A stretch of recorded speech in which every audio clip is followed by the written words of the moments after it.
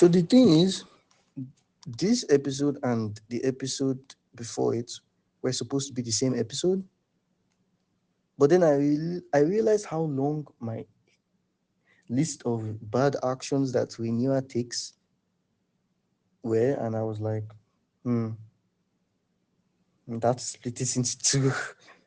Loki, I might have to split this into two and make a Renewal is a bad politician part two.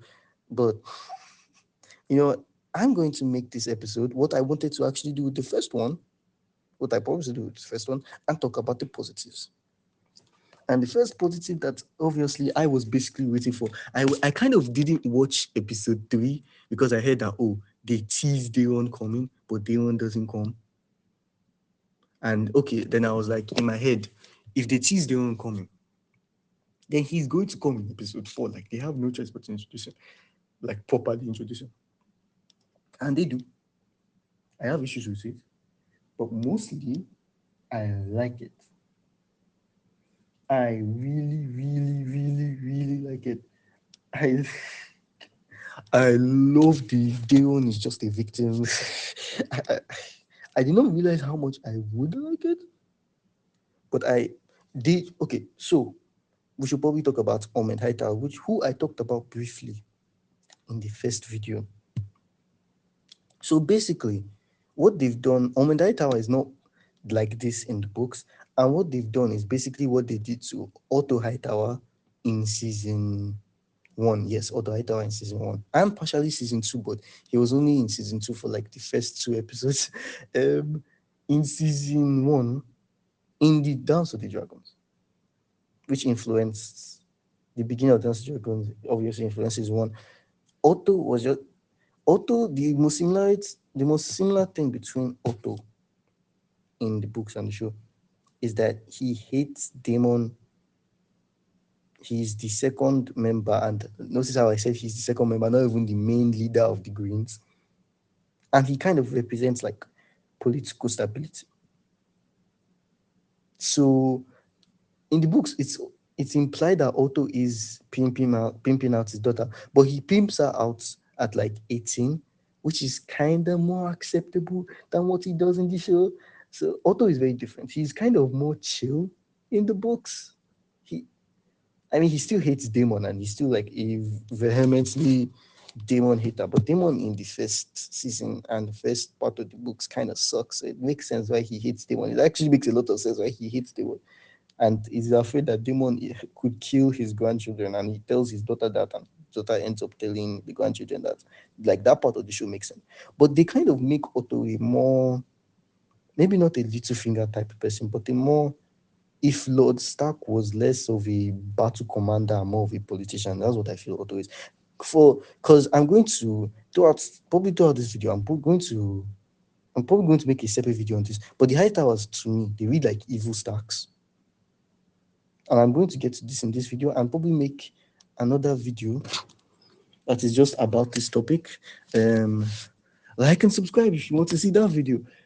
So they made Otto a way more like menace in the political scene, like basically the way he kind of got rid of Corlys. Like if you look back at episode 1 and 2 of House of the Dragon, Corlys was kind of booted out, and it makes sense why Corlys was mad. Like he wasn't even being too ambitious. That his money comes from trade with the free cities and just trade in general, and that trade was being crippled. And the crown wasn't doing it, and they were like, "Oh, we're doing diplomacy, dude." Viserys is sufferable, but he was like, "We're doing diplomacy, dude." I also like the revisionism, the straight bullshit, the straight bull that we knew I was trying to spew out of her mouth that time. I wonder how Viserys kept everything together while he was alive. We knew he didn't. That's why you are fighting a war right now. The only thing keeping it alive was his ass on the iron, that cold ass iron chair. That is him keeping everything together. He did it. He's the main cause of all of your problems. And you know, don't idolize him. He was a terrible politician. Fuck, you should be idolizing Otto. So yeah, they have to make Otto more of like a political villain throughout season one in order to make season one work. Plus the good parts of season one, like the grooming Alicent, and the bad parts of season one, like the final results of grooming Alicent, which is Alicent not knowing about the council to put her own heir, that a plot she was already part of, by the way, and she didn't know about it. And in the book, she's the one leading it. She's basically, that's like her main role in the books. And they took her main thing. They made her, they probably made her more of a hating ass nigga. Pardon my language. In the show than she actually is in the books. But then they now took all of that hating and didn't do the final thing with it. They did not do the Green Council being led by Alison. I'm trying to be positive. I'm trying to be positive. I actually really like this video. This episode. I actually really like this episode. So I'm not even. I don't know why I'm fighting it so hard to be positive. So Otto is the central bad guy of season one. We kind of didn't have a central bad guy for season two, even though they were trying to tell us. They were trying to make it look like it was Amond, but Amond wasn't enough to be a villain. We're also watching the incompetence of the blacks. Who, if anybody doesn't realize this, is the blacks are the heroes and the greens are the villains. Not just in the show, but also in the books. I'm a green supporter, but I'm not one of those green supporters. There is no way you're supposed to look at the greens, whose entire point is that a woman cannot sit the Iron Throne when Daenerys exists in the main books, and she's even way more like saintly in the books and she's in the show. Like Daenerys is never going to burn down King's Landing, not even by mistake in the books. So there's no way George R. R. Martin votes Daenerys Targaryen. Uh, we're also writing the Greens as the good guys. Just saying, like again, I am a green faction person. I'm more green than I am for the blacks, but I'm also an honest person. Like he literally wrote Aegon paying two children to fight each other in a street, like which the show turned into the child fighting pit. He wrote that from the most credible source of the Dance of the Dragons, who is Mushroom. Yeah, I guess I should explain this. So the Dance of the Dragons is recounted by three people. Two of them we've already seen, and apparently one was in a cameo or an Easter egg. A dwarf named Mushroom, he was on the court of the black, and he was more partial to the blacks because he saw Rhaenyra grow up from literally being like a little girl to like an adult. So he was way more partial to the blacks. Like he made the blacks look really, really good. And then there's Septon Eustace. Is it Septon? Yeah, Septon Eustace. The guy who didn't want to crown Rhaenyra. That guy. The guy that clearly had problems with Rhaenyra. You could tell on his face that as soon as he heard that Viserys named Rhaenyra, he was like, ugh. I mean, he's a Septon, so every time he's like 10 feet, like 10 feet of a Targaryen, and he even smells a dragon, he's like, ugh. But like they're really emphasizing how much the specifically like the Faith hates dragons. And I hope they emphasize how much the Maesters hate dragons too for my Maester too. But that comes later in the video, that comes later. So what was my original point? Yeah, I just explained the Dance of the Dragons using by three people. And Mr. Oral, yes. Mr. Oral is the third person who is kind of treated like a not really a partial person because he was literally on the Green Council. There's no way. In fact, Oral is probably has more reasons to be partial to the Greens than even Septon Eustace. And Oil kind of, if you look at Oil's account, his account is more balanced.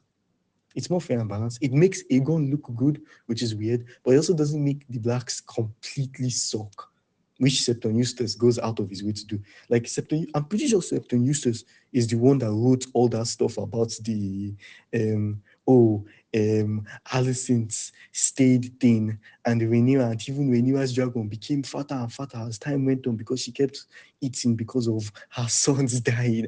I'm pretty sure that was something that Septon Eustace wrote. And if I'm being honest, with the guy they got in the show, he looks like he can write that kind of thing. He looks like he can write things like that. Bo looks like, what was the guy who wrote the Malum Maleficicum? Um, for people who are not, who don't know, people probably don't know what the Malum Maleficicum is. I don't know what that. It's basically the book that got people to do the witch hunts. Like, except to use this with what he was saying, he sounds and even looks in the show like he could write the Maleficicum. And well, the name means the book of witches, and it's basically detailing how women are closer to the devil. It kind of sounds like the Targaryen haters edition. I'm not going to lie. So yeah, back to my original points. The show has gone out of its way to explain when a history book is eventually written about this period, even though the Greens have behaved dishonorably as hell, they will be remembered as behaving honorably. Ormond and even Otto, even though they committed a lot of villainous actions that are not really explored in the books, will be remembered as sort of chill guys who didn't even plan the treason. It was the women that planned the treason, which I kind of like the idea that propaganda is the real victory, like the stories and ideas that are passed down to the next people. But I also kind of don't like how that they use it as an excuse to take the one thing that Alicent does in the books from her.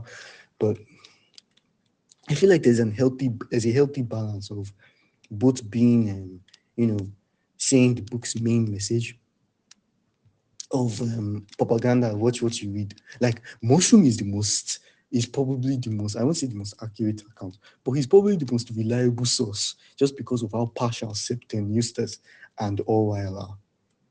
And again, Orwell being partial makes sense. He was literally on the Green faction.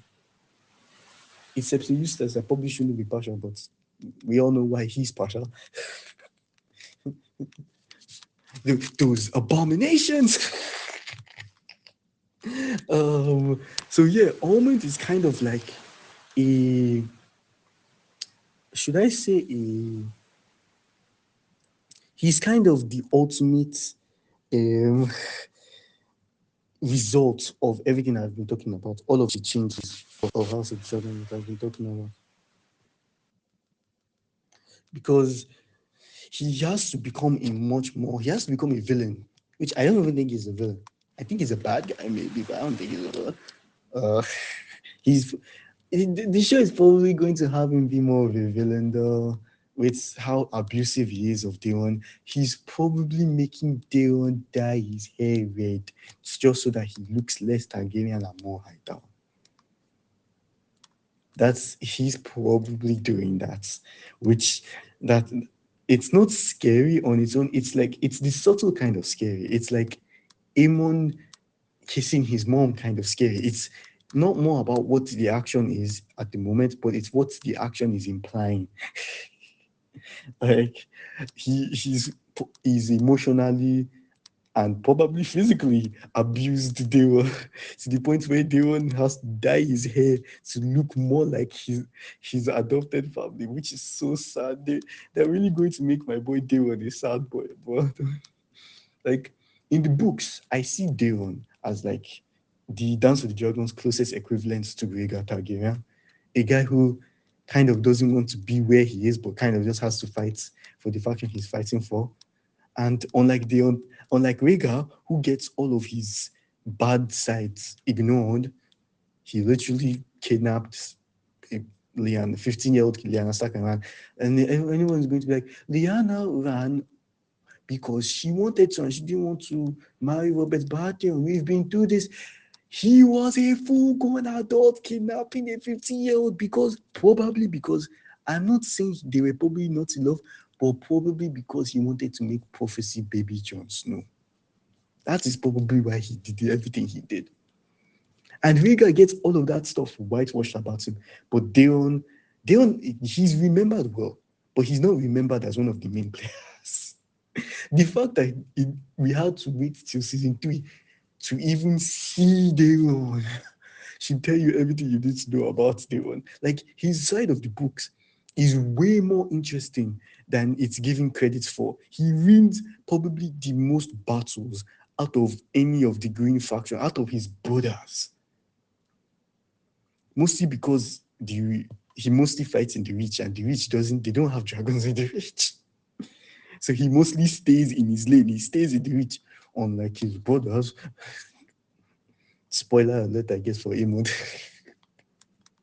uh, no, not really spoiler alert, but I guess I just kind of spoiled it by saying spoiler alert. I'm pretty sure everybody already knows how Amon is going to die. It's not even, it's pretty obvious. Um, but yeah, Ormond he's a threat. Like I said in the first video, that finally an operative whose politics, whose method of manipulation I agree with. Not agree with, okay, not agree with, but using the supporters in a merchant town that cannot defend themselves from you as a hostage. Basically, daring Rhaenyra that if you burn me, also Rhaenyra was really starting the episode wondering that why is he there? Why is he in Tumbleton? Why is he in Tumbleton? Tumbleton can barely defend itself, and its lord is weak. And it's my own bannermen. Does he mean to turn them to my side? No, he means to turn everybody else that is on your side against you. Like, and she's asking this. It reminded me of season 2 when she was wondering why Kristen Cole and Aemon were attacking Rooks West. That situation was way more like Aemon showing up was a surprise. Nobody expected that to happen. So I'm going to give her that leeway for not immediately realizing why Rooks West. She should have thought in her head that I don't have a standing army. If I were to get a standing army from the sea to the ground, Rooks West is probably the place I would use. So they're probably trying to cut me off. That have been enough reason for her to suspect what they were doing. And not even the Amon thing, but this isn't a renewal hate video. So Almond is kind of basically an upgraded version of what Otto Hightower was in season 1. And he's also military competent. Like, I wouldn't call this guerrilla tactics. We're probably going to see Christian Cole do more of that. And then he's going to be no diffed by the guerrilla tactics of the Riverlands. Spoiler alert, Butcher's Ball. Spoilers. We're probably going to get to Butcher's Ball before Honeywine. Everybody's saying that we've skipped the Honeywine and Bitter Bridge. That makes no sense. The Honeywine and Bitter Bridge is going to happen. And the main reason we know is because the writer Ryan Kondo, because George R. R. Martin was complaining that he didn't include Melo, included Melo. Melo is now a thing now. Maybe we might not see Honeywell and Bitter Beach in this season because honestly, I don't even know where this season is going to end. I thought it would be the first battle of Tumberton, but they've kind of moved some of the events to the forward. They might still have the latter events be at the end of the season, and they are just building up to that eventual end. But yeah, Ormond, one hell of a threat. He's really putting the high towers on the map for you. Like, nobody even knew who the high towers were until the show, and now Ormond is making them look like what they should look like, an actual fighting force. Even in like the main series, they didn't completely lose their powers in the Dance of the Dragons, unlike some houses, Targaryen, the Targaryens. Yeah, So yeah, like and subscribe for your favorite almond moments.